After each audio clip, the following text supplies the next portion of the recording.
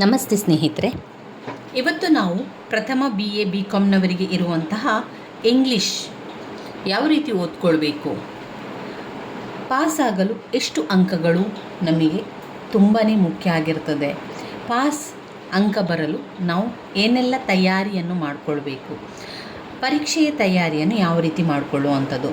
ಮೊದಲಿಗೆ ನಿಮಗೆ ಇಂಗ್ಲೀಷ್ ಕಷ್ಟ ಅಂತ ಅನಿಸಿದರೆ ಆರಂಭದಿಂದ ಇಂಗ್ಲೀಷನ್ನು ತಯಾರಿಯನ್ನು ಮಾಡಿಕೊಳ್ಳಿ. ಪರೀಕ್ಷೆ ತಯಾರಿಯನ್ನು ಮಾಡಿಕೊಳ್ಬೇಕಾದ್ರೆ ಇಂಗ್ಲೀಷನ್ನು ಆರಂಭದಲ್ಲಿ ತಯಾರಿಯನ್ನು ಮಾಡಿಕೊಳ್ಳಿ.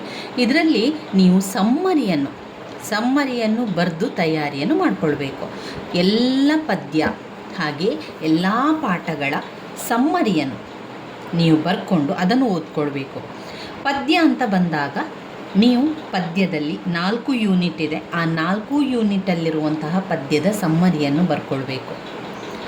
ಇಲ್ಲಿ ಇಂಗ್ಲೀಷ್ ಅಂತ ಬಂದಾಗ ಇಂಗ್ಲೀಷ್ ತುಂಬ ಸುಲಭ ಅಂತಾದವರಿಗೆ ಒಂದು ಸಲ ಓದಿದ ತಕ್ಷಣ ಬರ್ತದೆ, ಅವರದನ್ನು ಓದ್ಕೊಳ್ತಾರೆ ಹಾಗೆ ಬರೀತಾರೆ.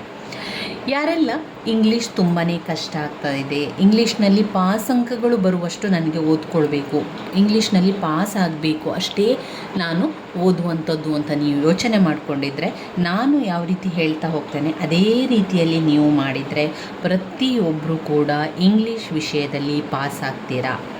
ಪಾಸ್ ಆಗಲಿಕ್ಕೆ ಏನೂ ಭಯ ಇಲ್ಲ, ಆರಾಮದಲ್ಲಿ ಪಾಸ್ ಮಾಡ್ಕೊಳ್ಬೋದು. ನಿಮ್ಮ ಒಂದು ಅಂಕದ ಟಾರ್ಗೆಟ್ 50 ಅಂಕ ಅಂತ ಇಟ್ಕೊಳ್ಳಿ. ನಾನು 50 ಅಂಕ ಆದರೂ ತೆಗಿಬೇಕು ಎನ್ನುವಂಥದ್ದು ಇರಲಿ.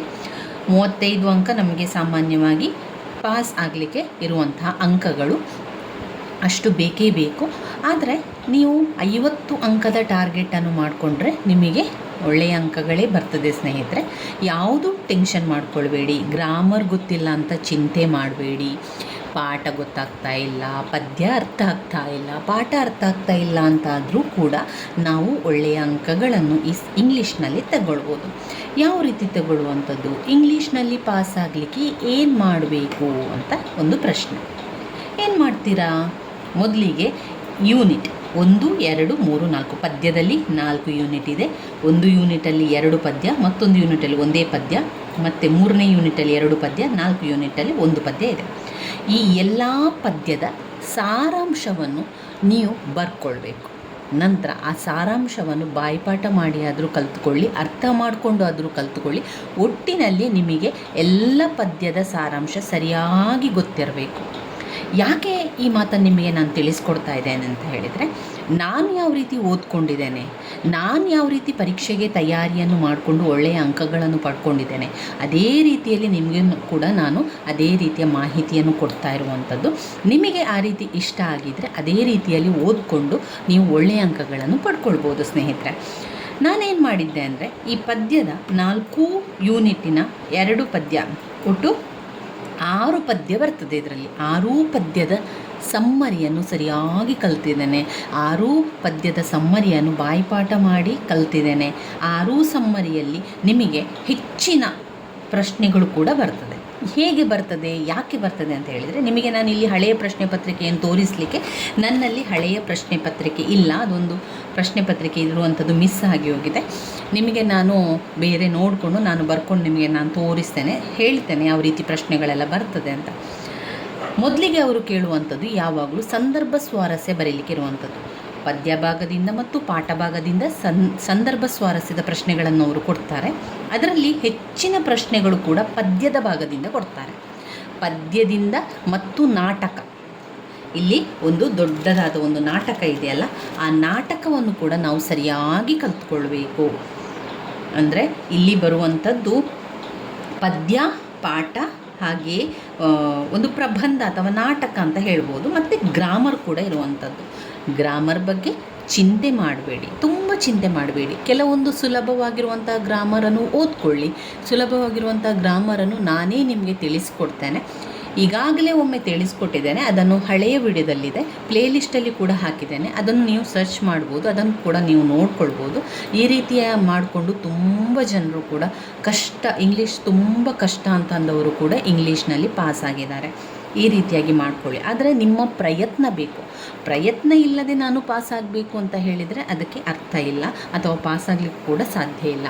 ನಿಮ್ಮ ಪ್ರಯತ್ನ, ನಿಮ್ಮ ಪರೀಕ್ಷೆಯ ತಯಾರಿ ಯಾವ ರೀತಿ ಇರಬೇಕು ಅಂದರೆ ಸಂಪೂರ್ಣ ನಿಮ್ಮ ಪ್ರಯತ್ನ ಇರಬೇಕು.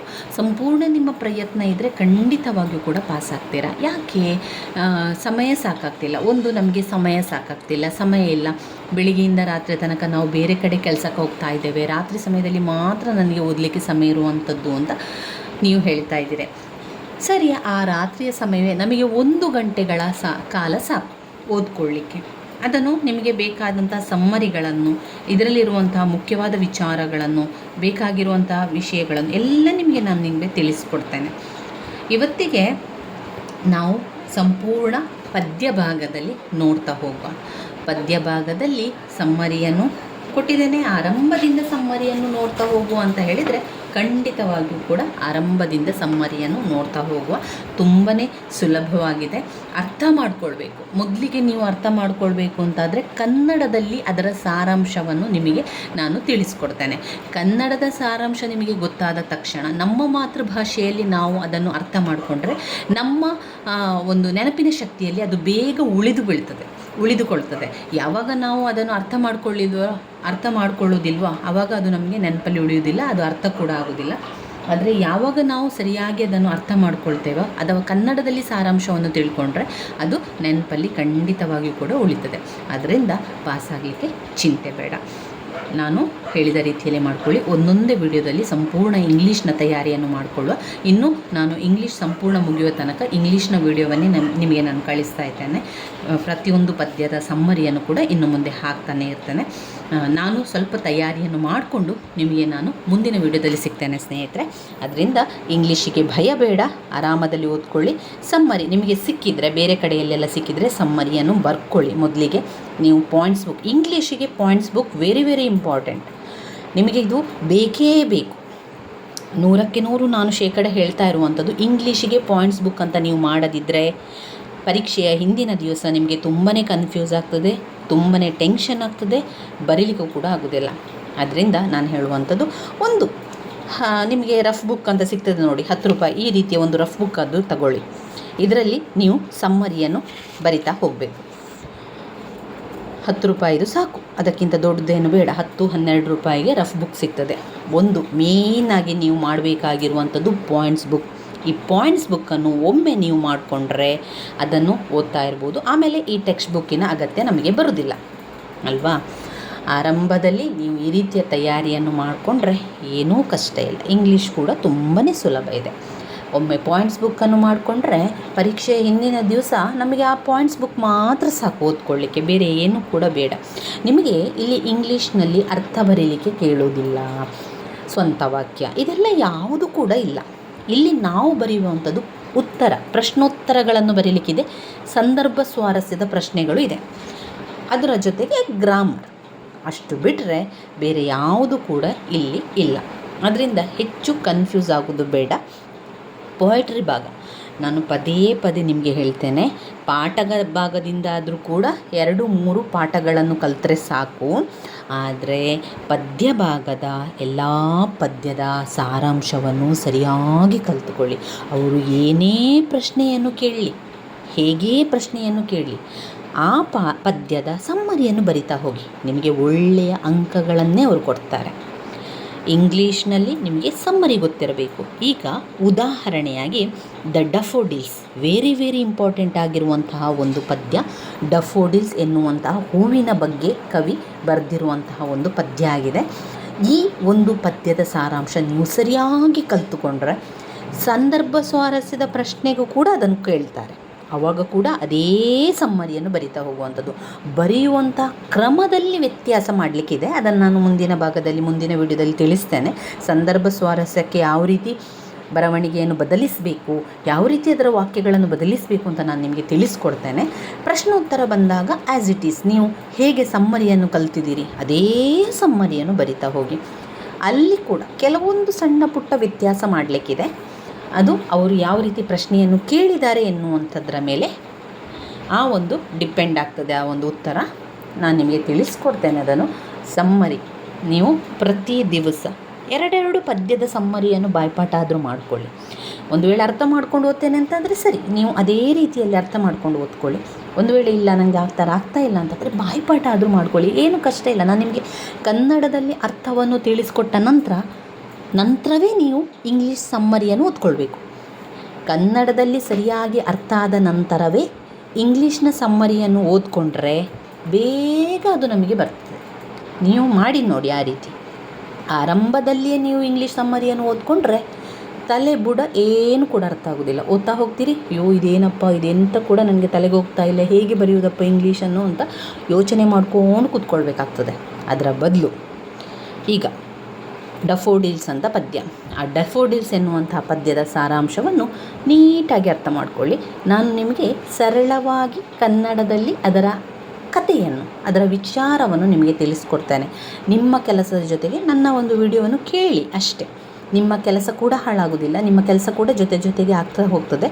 ಒಂದು ವೇಳೆ ನೀವು ಕೆಲಸಕ್ಕೆ ಹೋಗಿದರೆ ಅಲ್ಲಿ ನಿಮಗೆ ಬಿಡುವಿನ ವೇಳೆ ಇದೆ ಅಂತಾದರೆ ಆ ಒಂದು ಪದ್ಯದ ಸಾರಾಂಶ, ಕನ್ನಡ ಸಾರಾಂಶವನ್ನು ಅಲ್ಲಿ ಕೂತ್ಕೊಂಡು ಕೇಳ್ಕೊಳ್ಳಿ. ಅಥವಾ ನೀವು ಟ್ರಾವೆಲ್ ಮಾಡ್ತಾ ಇದ್ದೀರಿ, ನಿಮಗೆ 1 ಗಂಟೆಗಳ ಕಾಲ ಟ್ರಾವೆಲ್ ಮಾಡಲಿಕ್ಕಿದೆ, ನಿಮ್ಮ ಕೆಲಸದ ಜಾಗಕ್ಕೆ ಹೋಗಲಿಕ್ಕೆ 1 ಗಂಟೆಗಳ ಕಾಲ ಇದೆ ಅಂತಂದರೆ ಧಾರಾಳವಾಗಿ ಆ 1 ಗಂಟೆಗಳ ಕಾಲವನ್ನು ಚೆನ್ನಾಗಿ ಉಪಯೋಗಿಸಿಕೊಳ್ಳಿ ಸ್ನೇಹಿತರೆ. ನೀವು ಕಿವಿಗೆ ಇಯರ್ಫೋನನ್ನು ಇಟ್ಕೊಂಡು ಅದರ ಒಂದು ಡಫೋಡಿಲ್ಸ್ ಪದ್ಯದ ಸಾರಾಂಶವನ್ನು ಆರಾಮದಲ್ಲಿ ಅರ್ಥ ಮಾಡಿಕೊಳ್ಳಿ. ಅಷ್ಟು ಅರ್ಥ ಮಾಡಿಕೊಂಡ್ರೆ ನಿಮಗೆ ಕಾಲು ವಾಸಿ ಸಮ್ಮರಿಯನ್ನು ಆರಾಮದಲ್ಲಿ ಬರೀಲಿಕ್ಕೆ ಆಗ್ತದೆ. ನೀವು ಬೇಕಾದರೆ ಮಾಡಿ ನೋಡಿ, ಈ ಒಂದು ಟೆಕ್ನಿಕ್ಕನ್ನು ಈ ರೀತಿ ಮಾಡಿ ನೋಡಿ. ಇನ್ನು ಉಳಿದಿರುವಂಥ ಸಮಯ, ನೀವು ಮನೆ ಕೆಲಸಗಳನ್ನು ಮಾಡ್ತಾ ಇದ್ದೀರಿ, ನನಗೆ ಓದಲಿಕ್ಕೆ ಸಮಯ ಇಲ್ಲ ಅಂತಾದರೆ ಮನೆ ಕೆಲಸಗಳನ್ನು ಮಾಡಬೇಕಾದ್ರೆ ಇಯರ್ಫೋನನ್ನು ಹಾಕ್ಕೊಳ್ಳಿ, ಆ ಒಂದು ಸಾರಾಂಶವನ್ನು ಕೇಳ್ಕೊಳ್ಳಿ. ಈಗ ನೀವು ಸಾಂಬಾರು ಮಾಡ್ತಾಯಿದ್ದೀರಿ, ನೀವು ಅಡುಗೆ ಮಾಡ್ತಾಯಿದ್ದೀರಿ, ಬೇರೆ ಮನೆ ಕೆಲಸವನ್ನು ಮಾಡ್ತಾಯಿದ್ದೀರಿ ಅಂತಾದರೆ ಆ ಕೆಲಸದ ಜೊತೆಗೆ ಇದನ್ನು ವಿಡಿಯೋವನ್ನು ಕೇಳಿ. ನೀವು ನೋಡಬೇಕು ಅಂತ ನಾನು ಹೇಳೋದಲ್ಲ, ಕೇಳಿ. ಅದರ ಒಂದು ಸಾರಾಂಶವನ್ನು ಸರಿಯಾಗಿ ಅರ್ಥ ಮಾಡಿಕೊಂಡು ಕೇಳ್ಕೊಳ್ಳಿ. ನೀವು ನಿಮ್ಮ ಕೆಲಸದ ಜೊತೆಗೆ ಇದನ್ನು ಕೇಳ್ತಾ ಹೋದರೆ ನಿಮ್ಮ ಕೆಲಸದ ಜೊತೆಗೆ ನಿಮ್ಮ ವಿದ್ಯಾಭ್ಯಾಸ ಕೂಡ ಚೆನ್ನಾಗಿ ಆಗ್ತದೆ ಸ್ನೇಹಿತರೆ. ನಾವು ಮನಸ್ಸು ಮಾಡಿದರೆ ಎಲ್ಲ ಕೂಡ ಸಾಧ್ಯ. ನಮ್ಮ ಮನಸ್ಸನ್ನು ನಾವು ಕಂಟ್ರೋಲ್ ಮಾಡಬೇಕು, ನಮ್ಮ ಮನಸ್ಸನ್ನು ನಾವು ಹಿಡಿತದಲ್ಲಿ ಇಟ್ಕೊಳ್ಬೇಕು. ಇನ್ನೊಬ್ಬರ ಮೇಲೆ ನಾವು ತಪ್ಪು ಹೊರಿಸಿದರೆ ಸಾಧ್ಯ ಇಲ್ಲ. ನನಗೆ ಬೇರೆ ಮನೆ ಕೆಲಸಗಳಿದೆ, ನನಗೆ ಇಷ್ಟೊಂದು ಕೆಲಸ ಇದೆ, ನನಗೆ ಓದಲಿಕ್ಕೆ ಆಗ್ತಾ ಇಲ್ಲ, ನಾನು ಏನು ಮಾಡಲಿ, ಇಷ್ಟೊಂದು ಕೆಲಸ ನನಗೆ ಕೊಡ್ತಾ ಇದ್ದೀರಿ ಅಂತ ಮನೆಯವರ ಜೊತೆ ನಾವು ಜಗಳ ಮಾಡಿದರೆ ಏನೂ ಪ್ರಯೋಜನ ಇಲ್ಲ. ನಮ್ಮ ಮನಸ್ಸಿಗೆ ನಾವು ತಿಳಿ ಹೇಳಬೇಕು, ನಮ್ಮ ಮನಸ್ಸಿನ ಜೊತೆಗೆ ನಾವು ಮಾತಾಡಬೇಕು. ಆಗ್ತದೆ, ನಿನಗಾಗ್ತದೆ, ಎಲ್ಲ ಕೂಡ ನೀನು ಮಾಡ್ತೀಯ, ನಿನಗೆ ಸಾಧ್ಯ, ನೀನು ಸಾಧನೆ ಮಾಡಿಯೇ ಮಾಡ್ತೀಯ. ನಿನ್ನ ಕೆಲಸದ ಜೊತೆಗೆ ನೀನು ಮಾಡಬೇಕು ಅಂದರೆ ಎರಡೆರಡು ಕೆಲಸಗಳನ್ನು ಜೊತೆಯಾಗಿ ಮಾಡ್ತಾ ಹೋಗಬೇಕು. ಮನೆ ಕೆಲಸಗಳನ್ನು ಮಾಡಿ ಅದರ ಜೊತೆಗೆ ವಿಡಿಯೋಗಳನ್ನು ಕೇಳಿದರೆ ಸಾಕು. ನಿಮಗೆ ಸಾರಾಂಶ ಕೇಳಿದರೆ ಅದು ಹಾಗೆ ನೆನಪಲ್ಲಿ ಉಳಿತದೆ. ನೀವು ಬೇರೆ ಕೆಲಸದ ಜೊತೆಗೆ ಕೂಡ ಮಾಡ್ಬೋದು. ಒಂದು ವೇಳೆ ತುಂಬಾ ಸುಸ್ತಾಗ್ತಾ ಇದೆ, ಕೂತ್ಕೊಳ್ಳಿಕ್ಕೆ ಆಗ್ತಾ ಇಲ್ಲ ಅಂದರೆ ಮಲ್ಕೊಂಡಾದರೂ ಕೂಡ ಸಾರಾಂಶವನ್ನು ಕೇಳ್ಬೋದು. ಆರಾಮದಲ್ಲಿ ರೆಸ್ಟ್ ಮಾಡಿಕೊಂಡು ಕೂಡ ನೀವು ಈ ವಿಡಿಯೋದ ಸಾರಾಂಶವನ್ನು ನಾನು ಹೇಳ್ತಾ ಹೋಗುವಾಗ ನೀವು ಕೇಳ್ಬೋದು. ನಿಮಗೆ ನಾನು ಮುಂದಿನ ವಿಡಿಯೋದಲ್ಲಿ ಸರಳವಾಗಿ ಕನ್ನಡದಲ್ಲಿ ಅದರ ಪ್ರತಿಯೊಂದು ಸಾರಾಂಶವನ್ನು ತಿಳಿಸ್ತಾ ಹೋಗ್ತೇನೆ. ಜೊತೆಗೆ ಇಂಗ್ಲೀಷ್ ಸಮ್ಮರಿಯನ್ನು ಕೂಡ ನಾನು ನಿಮಗೆ ಕೊಡ್ತೇನೆ. ನೀವು ಅಲ್ಲಿ ಇಲ್ಲಿ ಹುಡುಕಿ ತುಂಬಾ ಕಷ್ಟ ಆಗ್ತದೆ, ಅದು ನಮಗೆ ಸಮಯ ಇಲ್ಲ ಅಂತ ಆದಾಗ ಆ ಸಮ್ಮರಿಯನ್ನು ನೀವು ಬೇಕಾದರೆ ಫೋಟೋವನ್ನು ತೆಗೆದಿಟ್ಕೊಳ್ಳಿ, ಅಥವಾ ಪ್ರಿಂಟೌಟ್ ಮಾಡಿಕೊಳ್ಳಿ, ಅಥವಾ ಸಮಯ ಇದ್ದರೆ ಅದನ್ನೇ ಬರ್ಕೊಳ್ಳಿ. ನಾನು ಇಂಗ್ಲೀಷ್ ಸಮ್ಮರಿಯನ್ನು ಕೂಡ ನಿಮಗೆ ನಾನು ಕೊಡ್ತೇನೆ. ಅದನ್ನು ನಾನು ಪೋಸ್ಟ್ ಕೂಡ ಮಾಡಿಡ್ತೇನೆ, ಅಥವಾ ನಾನು ಶಾರ್ಟ್ಸಲ್ಲಿ ಅದನ್ನು ಹಾಕಿರ್ತೇನೆ. ನಿಮಗೆ ಕನ್ನಡ ಸಾರಾಂಶವನ್ನು ಹೇಳಿದ ನಂತರ ಇಂಗ್ಲೀಷನ್ನು ಕೂಡ ನಿಮಗೆ ನಾನು ತೋರಿಸ್ತೇನೆ. ಆ ರೀತಿಯಾಗಿ ಮಾಡಿಕೊಂಡ್ರೆ ನೀವು ಇಂಗ್ಲೀಷ್ನ ಒಂದು ಪರೀಕ್ಷೆಗೆ ಕೂಡ ತಯಾರಿಯನ್ನು ಮಾಡ್ಕೊಳ್ಬೋದು. ಬೇಗನೆ ಅಭ್ಯಾಸ ಕೂಡ ಮಾಡಲಿಕ್ಕೆ ಸಾಧ್ಯ ಆಗ್ತದೆ ಸ್ನೇಹಿತರೆ. ನನ್ನ ವೀಡಿಯೋಸ್ ಎಲ್ಲ ನಿಮಗೆ ಇಷ್ಟ ಆಗ್ತಾ ಇದ್ದರೆ ಲೈಕ್ ಕೊಡಿ, ಶೇರ್ ಮಾಡಿ, ಸಬ್ಸ್ಕ್ರೈಬ್ ಮಾಡಲಿಕ್ಕೆ ಮರಿಬೇಡಿ ಸ್ನೇಹಿತರೆ. ಮುಂದಿನ ವಿಡಿಯೋದಲ್ಲಿ ಸಾರಾಂಶದೊಂದಿಗೆ ಸಿಗೋಣ. ಧನ್ಯವಾದಗಳು.